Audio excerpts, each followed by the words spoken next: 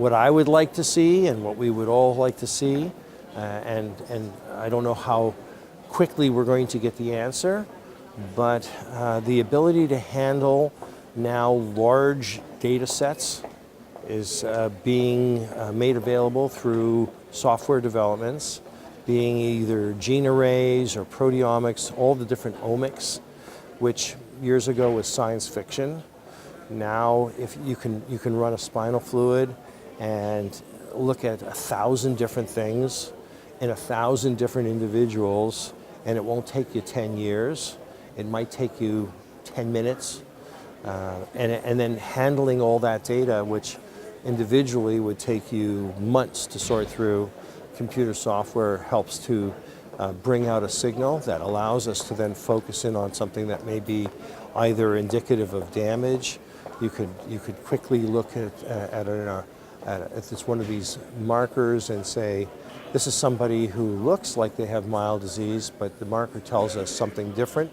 And now we have a different array of drugs to choose from, and rather than waste time or have a futile attempt at treatment with perhaps one of the safer drugs, this particular marker tells us we need to use something stronger now. Otherwise, our whole treatment array is kind of our impression of the gestalt of the patient's disease and our understanding of how we use the therapies.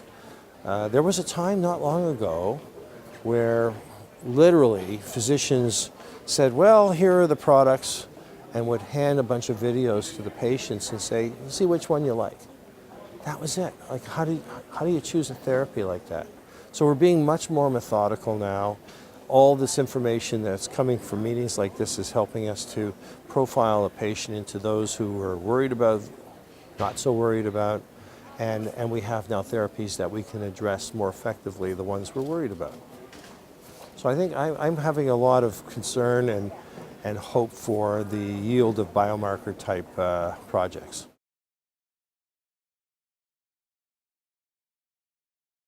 I guess we all, at meetings like this, look forward to the results of new trials, and many of us are in the know already, so I think it's less climactic for me.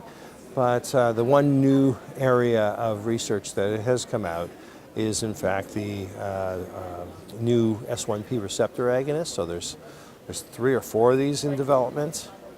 We've had one all these years, it's fingolimod. Now we're hearing about ozanimod, and the study results will probably be released Saturday morning. But we know it's obviously a positive study. This is yet another molecule that we can put into our armamentarium, and learning how to use it, maybe in a safer way than perhaps the way fingolimod was, so that's nice. We're seeing some more data on the drugs that were proven a year ago at this meeting. So a lot more information about the monoclonal antibodies, extended observation periods for drugs like ocrelizumab and alemtuzumab, and a lot of excitement about the final approval of a product that we've been involved with for 15 plus years, is the development of cladribine tablets, and where it will play a role. And together with alemtuzumab and possibly ocrelizumab, it's opened up a new treatment paradigm for patients. The people calling it now either selective or pulsed immune reconstitution treatment. The notion that you don't need to maintain something all the time to try to control the disease.